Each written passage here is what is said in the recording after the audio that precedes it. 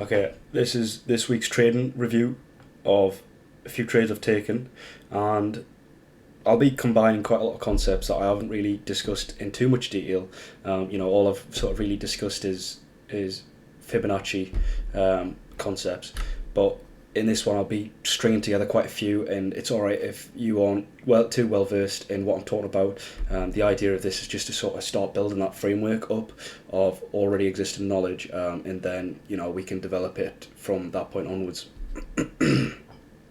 So the first trade that I'll discuss was in Bitcoin.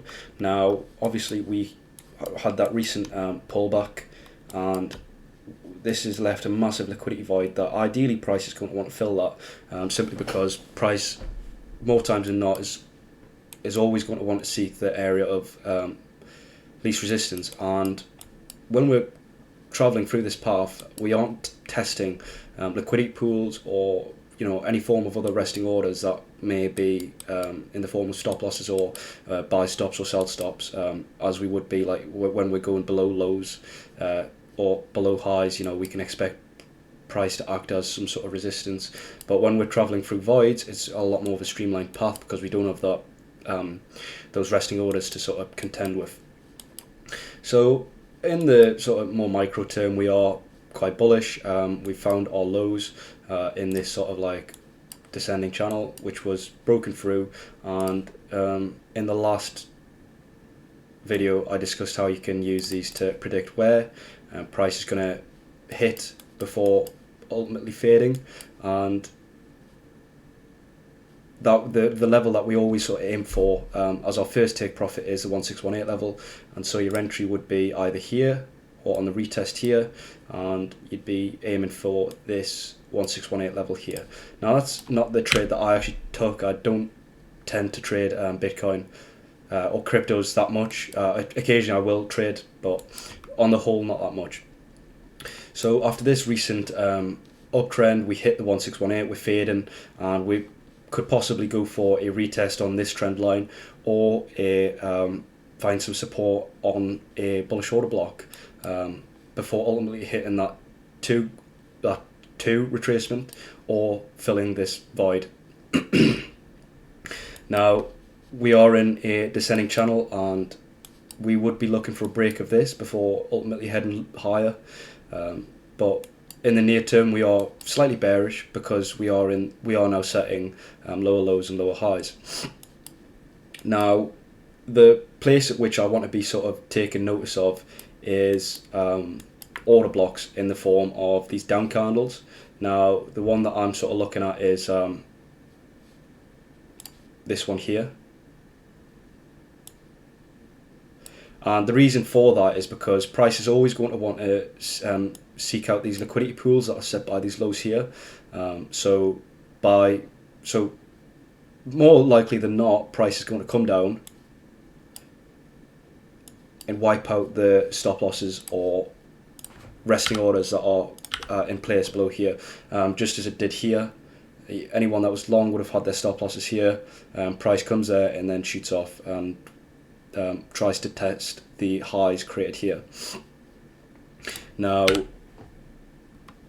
we expect price to come below there and find some sort of support at a order block here. So not only are we expecting price to bounce on this trend line, but we also have the order block concept. And the way that I like to do it is I just like to measure these order blocks. And just a quick rundown of order blocks. Order blocks are down candles that are one candle prior to an uptrend that broke the previous high. So it would be this one. This would also be considered an order block, because we see price head higher, breaking the previous high, and this would be the down candle. So this here would be your order block, and look where price reverses. Not only does it just reverse on the trend line, but it reverses because of this order block. So we want to be confluencing as many factors as we can to increase the probability of our trades. So we would be looking at the order block that is in place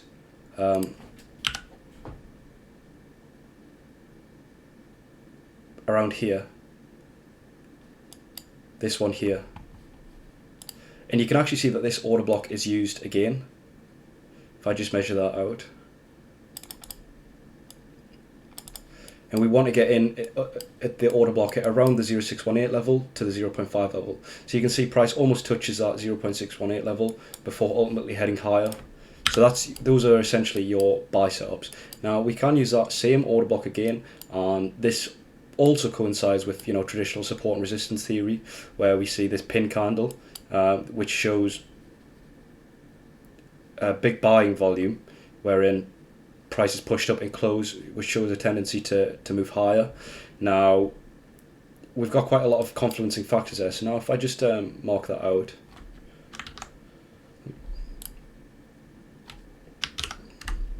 and we would be wanting to enter around here where the line meets the trend line. So we can set our buy orders in, and just a few pips above just to be sure, and we can set a stop loss just slightly below the low of that.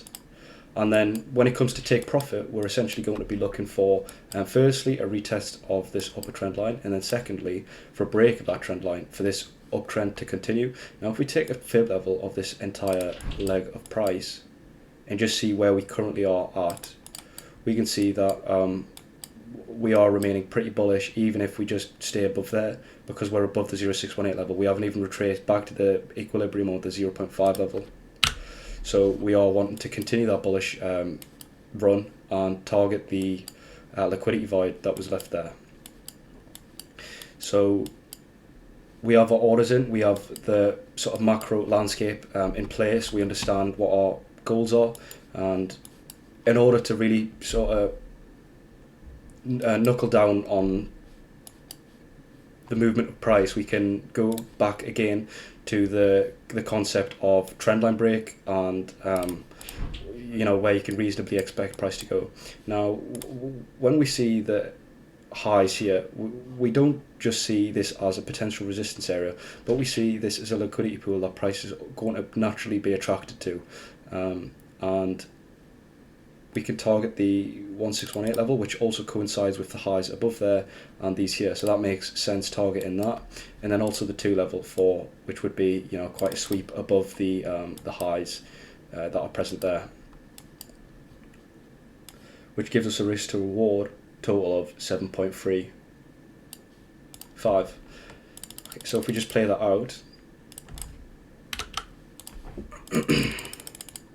and here is where we are placed into the trade, and so we bounce off the trend line and we also bounce off the order block, and now it looks like we're heading higher, and we now head lower before finding support around it or entry, and now we're in some sort of phase of consolidation, which is just a form of collecting orders for that higher move. And then this is where we get the trendline break, and price struggles from sellers that are seeing this as a reversal structure, when really it's not. This is just the natural path of price, finding support at an order block and then gathering the momentum to break that trend line, and then gathering even more momentum from algorithmic traders that are seeing this unidirectional move in price with not so much down candles. So that's going to be attracting the algorithmic traders that are wanting to capitalize on any potential breakouts. And then you're also capturing the retail traders that are wanting to take this as a breakout trade from this trend line.